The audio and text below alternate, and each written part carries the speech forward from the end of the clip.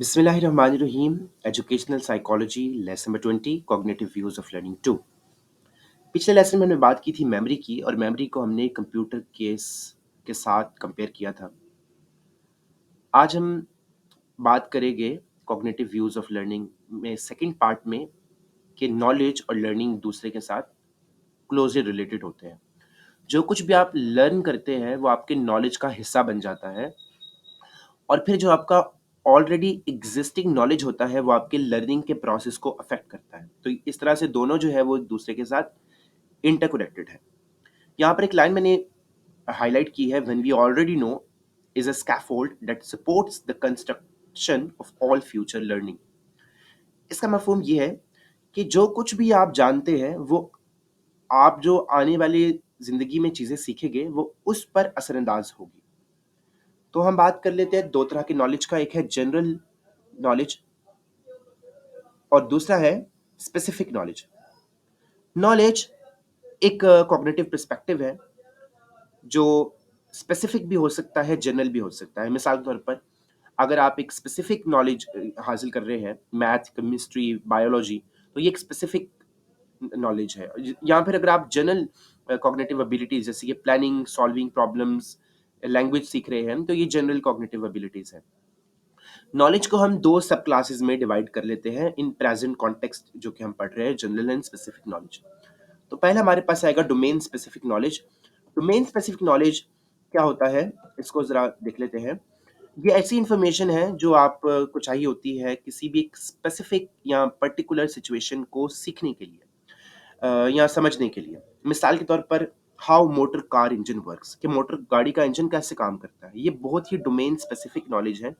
ज़ाहिर एक specific knowledge तो है ही ये मैकेनिक्स का, लेकिन डोमेन भी स्पेसिफिक है। मिसाल के तौर पर इसमें मैकेनिक्स में सिर्फ मोटर इंजन की ही बात हो रही है, तो ये आप हर वक्त जो है याद करने की ज़रूरत नहीं है। ये एक स्पेसिफिक जगह पर एक स्पेसिफिक डोमेन के हवाले से जब बात हो रही होगी तब ये नॉलेज आपके काम आएगा। Then the sub class categories what we called is general knowledge. दूसरी सब क्लास है जनरल नॉलेज। जनरल नॉलेज क्या है? जो आप कहीं मुख्तलिफ जगहों पर मुख्तलिफ सिचुएशंस में इस्तेमाल कर सकते हैं, जैसे पढ़ना लिखना। तो ये एक स्पेसिफिक जगह पर नहीं होता, आप इसे कहीं मुख्तलिफ जगहों पर इस्तेमाल कर सकते हैं, मुख्तलिफ डोमेन्स में इसको अप्लाई कर सकते हैं। नॉलेज को हम एक और तरह से भी कैटेगराइज कर सकते हैं जिसमें डिक्लेरेटिव नॉलेज है, प्रोसीजरल नॉलेज है, कंडीशनल नॉलेज है, तीन किस्में। और एक हम पढ़ेंगे एपिसोडिक नॉलेज, जो कि कुछ एजुकेशनल साइकोलॉजिस्ट उसको भी कैटेगराइज करते हैं नॉलेज के हवाले से। तो पहले हमारे पास है डिक्लेरेटिव नॉलेज। जैसे कि नाम से ज़ाहिर है डिक्लेरेटिव, ये वर्बल इंफॉर्मेशन फैक्ट्स हैं या फिगर्स हैं जो आप याद कर लेते हैं, जैसे कि मैथ के सिंबल्स याद करते हैं, वेट्स याद कर लेते हैं, मेजरमेंट्स याद कर लेते हैं, मीटर को सेंटीमीटर में कन्वर्ट करना, रेंजेस को।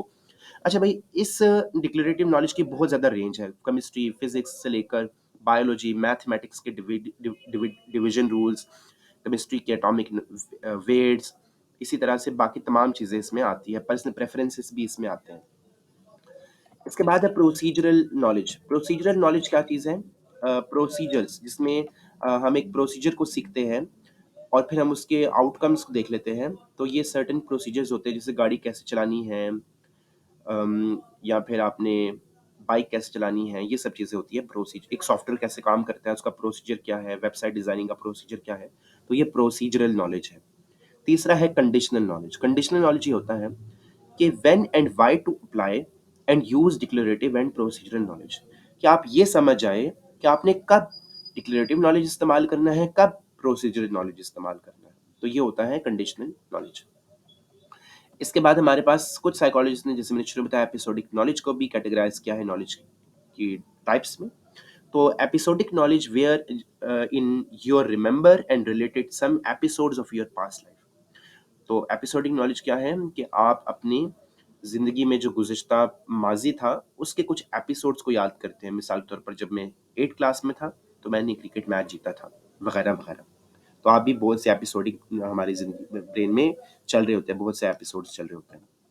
फिर साइकोलॉजिस्ट ने एक नया कॉन्सेप्ट भी दिया है शॉर्ट टर्म मेमोरी और लॉन्ग टर्म मेमोरी का। तो शॉर्ट टर्म मेमोरी क्या होती है? इन्फॉर्मेशन प्रोसेसिंग सिस्टम के लिए जो सबसे पहला नाम था वो यही था, शॉर्ट टर्म मेमोरी।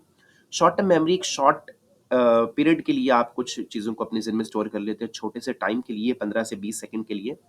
15 से 20 सेकंड के बाद वो जो इन्फॉर्मेशन है वो फेड अवे, यानी कि ख़त्म होना शुरू होती है, फिर उड़ जाती है, ख़त्म, फॉरगेटन, भूल जाते हैं आप उसको। ये छोटी-सी इन्फॉर्मेशन होती है, ज़्यादा लंबी नहीं हो सकती, 5 से 9 सेपरेट आइटम्स का। मिसाल के तौर पर आपको मैं बोलूँ, भई मेरा नंबर याद कर लो 0395 0000002, तो आप इसको फ़ौरन से याद कर लेंगे, फिर आप 2-3 15-20 सेकंड के बाद उसको कहीं लिख लेंगे, कहीं नोट आउट कर लेंगे। तो इस तरह से भी आपने कभी देखा होगा कि हम शॉर्ट टर्म मेमोरी को इस्तेमाल कर लेते हैं, या फिर हम कई दफ़ा बोलते हैं, यार ज़रा 256 याद करना, मुझे बताना है जब मैं आपको बताऊँगा। तो 15-20 सेकंड बाद मैं आपसे पूछता हूँ, आपने वो याद किया होता है। तो आप उसको बार-बार दोहरा कर भी याद करते हैं, वरना वो उड़ जाएगा। तो इसके बाद हमारे पास है long term working memory. Long term working memory में बहुत ज़्यादा इन्फॉर्मेशन आप स्टोर करते हैं। ये काफ़ी ज़्यादा स्टोरेज इसका टाइम होता है, काफ़ी देर के लिए आप इसको रख सकते हैं। तो हम इसके जो स्ट्रक्चर्स हैं उसको वेब्स के साथ, जो कि आपस में जुड़े होते हैं, कनेक्टेड होते हैं, उनके साथ हम कंपेयर कर सकते हैं। कॉग्निटिव साइकोलॉजिस्ट ने लॉन्ग टर्म वर्किंग मेमोरी को 2 मज़ीद सब क्लासेस में डिवाइड किया है कि एक एक्सप्लिसिट मेमोरी, दूसरी है इम्प्लिसिट मेमोरी। एक्सप्लिसिट मेमोरी क्या है कि जब ऐसी मेमोरी जो लॉन्ग टर्म मेमोरी है, लेकिन आप उसको जब चाहे रिकॉल कर सकते हैं, रिवाइज़ कर सकते हैं। जबकि इम्प्लिसिट मेमोरी ऐसी मेमोरी है, लॉन्ग टर्म मेमोरी है, जिसको आप रिवाइज़ तो नहीं कर सकते, लेकिन वो आपके बिहेवियर पर असरअंदाज़ करती है। ठीक है? तो उम्मीद है कि एज़ अ टीचर आप इन सब टाइप्स ऑफ मेमोरीज़ को अपने ज़हन में रखेंगे। कोई सवाल है तो ज़रूर पूछिए। अल्लाह हाफ़िज़।